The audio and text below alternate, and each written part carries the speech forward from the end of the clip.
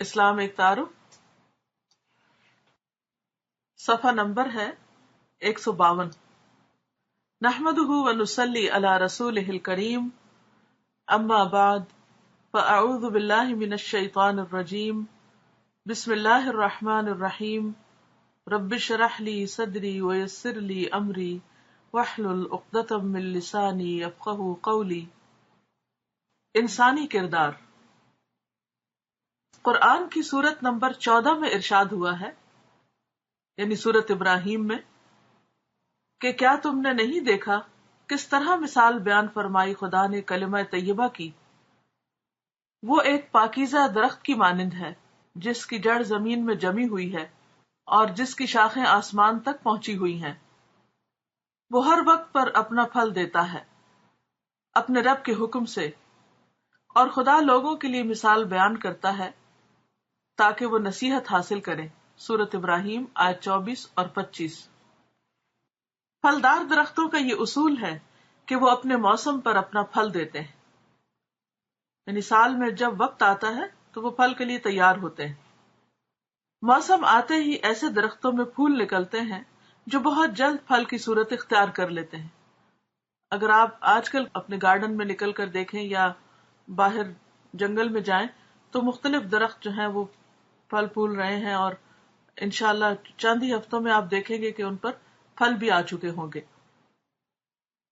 وقت پر اپنا پھل دینا یہ درخت کی صفت ہے، یعنی اچھے درخت کی یہ خوبی ہے کہ جب اس کا وقت آتا ہے پھل دینے کا تو وہ پھل دیتا ہے۔ یہی صفت انسان سے بھی مطلوب ہے۔ جو واقعہ درخت میں پھل کی صورت میں ظاہر ہوتا ہے وہی واقعہ انسان کی زندگی میں اخلاقی رویے کی صورت میں ظاہر ہوتا ہے۔ گویا ایک اگر مادی پھل ہے تو دوسرا اخلاقی پھل۔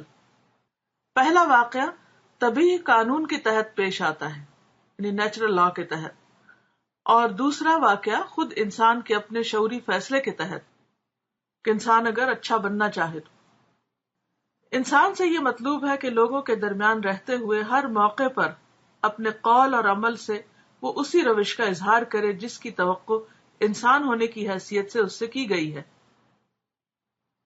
یعنی انسان سے کیا مطالبہ ہے کہ جب وہ لوگوں کے ساتھ معاملہ کرے تو ہر موقع پر اپنے قول اور فعل سے وہی کرے جو اس کو کرنا چاہیے، جو ایک انسان سے یا ایک اچھے انسان سے جس کی توقع کی جاتی ہے، جو اس سے ایکسپیکٹیشن ہوتی ہے۔ کسی معاملہ میں اس کو اپنا بیان دینا ہو تو وہ وہی کہے جو انصاف کا تقاضا ہو۔ وہ کسی حال میں بے انصافی کی بات اپنی زبان سے نہ نکالے۔ اگر کسی کی طرف سے کوئی اشتعال انگیز بات پیش آئے، یعنی غصہ دلانے والی، تو وہ اس کے مقابلہ میں تحمل کا انداز اختیار کرے، کیونکہ تحمل کے خلاف روش انسان کی انسانیت کے مطابق نہیں۔ یعنی ایک دم فلیئر اپ ہو جانا، غصے میں آ جانا اور انتہائی اقدام اٹھانے پر سوچنے لگنا، یہ سب چیزیں انسان کو زیبا نہیں دیتی۔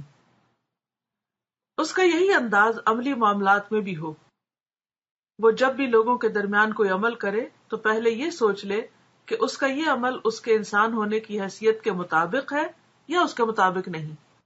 یعنی جب وہ کوئی بات کرنے لگے، جب کوئی معاملہ کرنے لگے تو ضرور یہ سوچے کہ جو کچھ وہ کرنے جا رہا ہے کیا واقعی یہی انسانیت کا تقاضا ہے، اسے ایسا ہی کرنا چاہیے، یہی اس کے مناسب حال ہے۔ وہ جب ایک راستے پر چلے تو وہ دوسروں کو بھی راستہ دے رہا ہو۔ وہ جب دوسروں کے ساتھ لین دین کرے تو اس کا لین دین عین وہی ہو جس کی امید اس سے انسان ہونے کی بنا پر کی گئی تھی۔ تو یہاں ایک بڑی اہم بات سمجھ آتی، اگر آپ اصل مثال میں غور کریں کہ اچھا درخت جو ہے وقت آنے پر اپنا پھل دیتا ہے، اور جو بہترین درخت ہوتے ہیں وہ ہر آن اپنے پھل دیتے ہیں، اس میں وہ بریک نہیں کرتے۔ آپ دیکھیے کہ درخت پھل دینے کے قابل کب ہوتا ہے؟ جب وہ زمین سے اپنی غذا لے چکا ہوتا ہے، جب وہ فضا سے اپنی غذا لے چکا ہوتا ہے، جب پوری طرح میچور ہو جاتا ہے، وہ مادی غذا لیتا ہے اور مادی پھل دیتا ہے۔ ہم سب لوگ جو قرآن پڑھنے والے ہیں، ہم سے کس رویے کی توقع کی جا سکتی؟ ہم مختلف ذرائع سے علم حاصل کرتے رہتے ہیں، مختلف استادوں سے سیکھتے ہیں، مختلف طریقے سے ہم اپنے علم میں اضافہ کرتے ہیں، تو پھر ہم سے بھی کیا توقع کی جانی چاہیے؟ ہم سے بھی یہ توقع ہونی چاہیے کہ ہم بھی پھر جب ساری غذا لے چکے تو دوسروں کو بھی دیں، دوسروں کے ساتھ شیئر کریں. ہمارے اندر سے بھی ایسے پھل آئیں جو دوسروں کی زندگیوں کو فائدہ پہنچائیں، ان کے لیے صحت کا سامان بنے، غذا اور طاقت کا سامان بنے.